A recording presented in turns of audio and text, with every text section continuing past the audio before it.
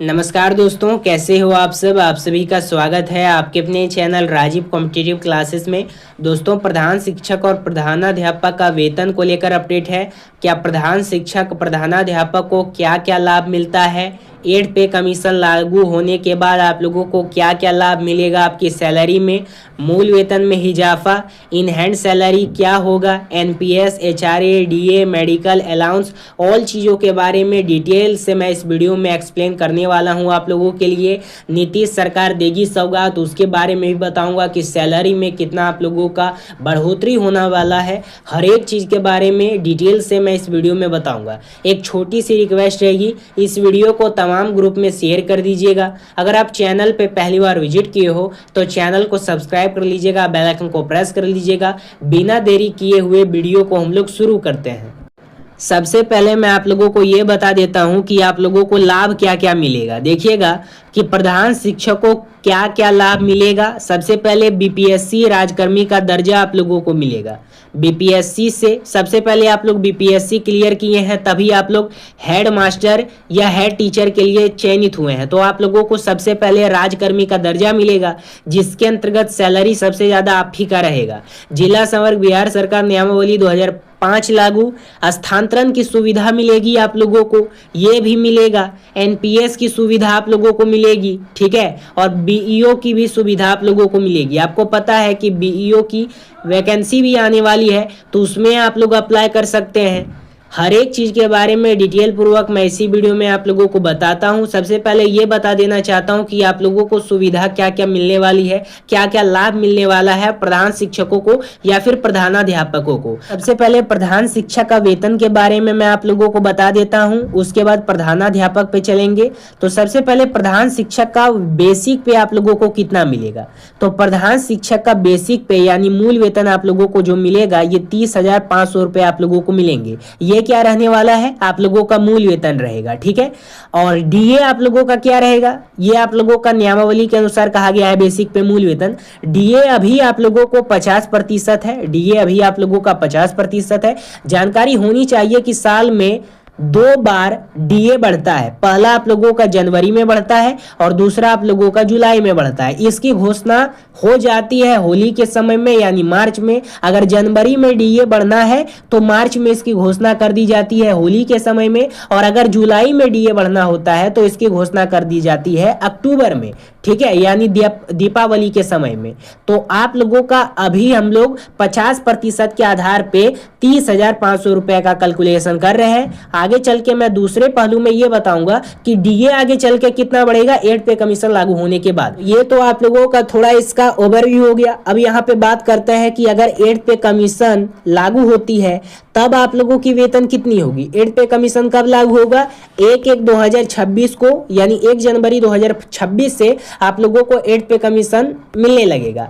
तो अगर 8 पे कमीशन की बात करें तो 8 पे कमीशन अभी अगर लागू होगा तो आपका वेतन कितना होगा, ये आप लोगों को मिलेगा 45,750 रुपये। अब कैसे मिलेगा, मूल वेतन आप लोगों का 30,500 है, ठीक है। उसमें अगर हम प्लस कर देते हैं, जोड़ देते हैं 15,250 को, तो अगर इसका कैलकुलेशन कीजिएगा तो 45,750 आप लोगों के जेब में आएगा, ये 8 पे कमीशन लागू होने के बाद। अगर हम लोग बात करें 8 पे कमीशन नहीं से 7 पे कमीशन पे, ठीक है, 30,500 पे, डीए 50% पे, तो आप लोगों का कितना होगा। तो वो 8 पे कमीशन होने के बाद। अगर इधर वाली बात करें तो बेसिक पे अभी आप लोगों को 30,500 मिलेगा ज्वाइनिंग होने के बाद।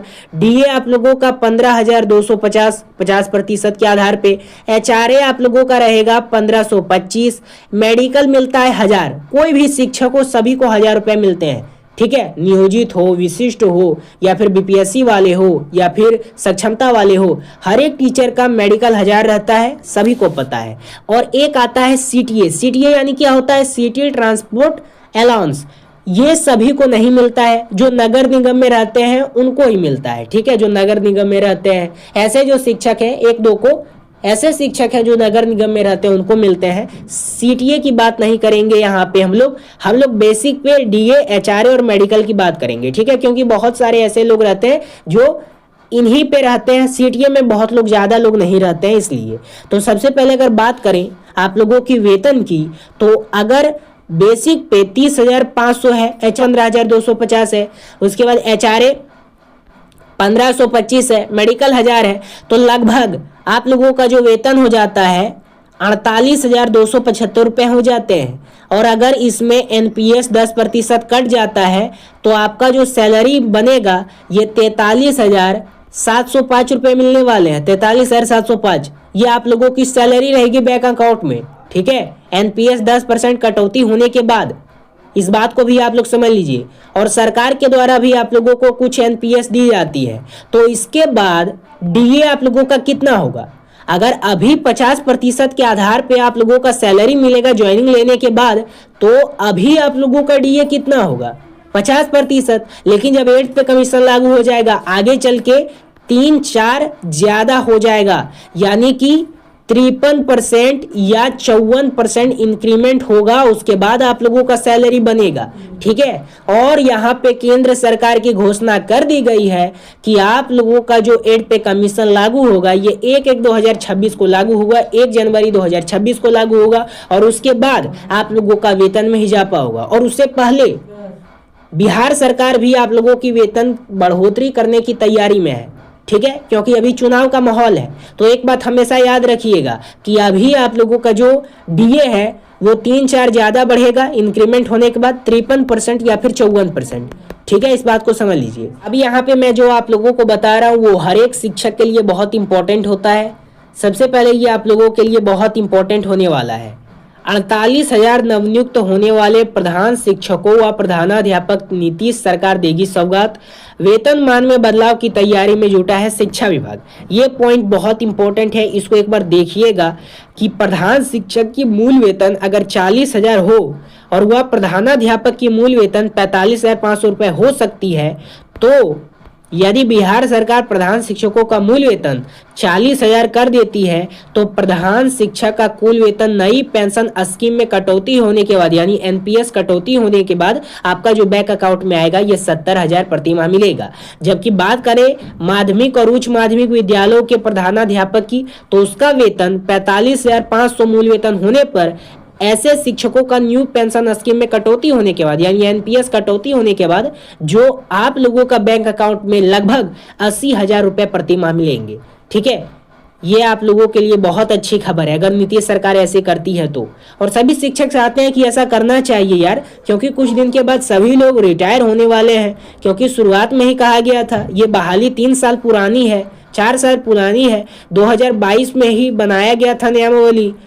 उसके बाद फिर ये हाईकोर्ट में चला गया, हाईकोर्ट से जजमेंट आया, फिर 2024 में इसकी बहाली की गई।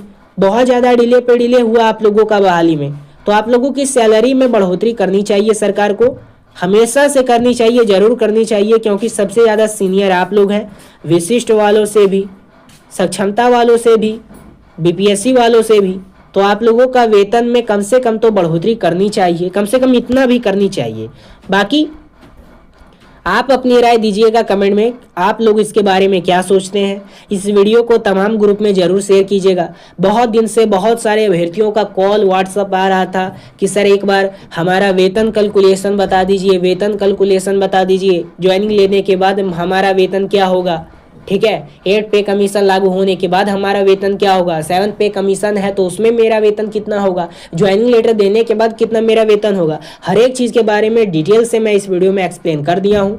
बाकी अगर कोई भी प्रतिक्रिया रह गई हो, कोई भी बातें अगर आपको समझ में नहीं आई हो तो एक बार कमेंट करके बता दीजिएगा, आपको 1 सेकंड के अंदर रिप्लाई दिया जाएगा। धन्यवाद। चैनल पे अगर आप पहली बार विजिट किए हो तो चैनल को सब्सक्राइब कर लीजिएगा, बेल आइकन को प्रेस कर लीजिएगा। फिर मिलते हैं कोई अगले अपडेट के साथ।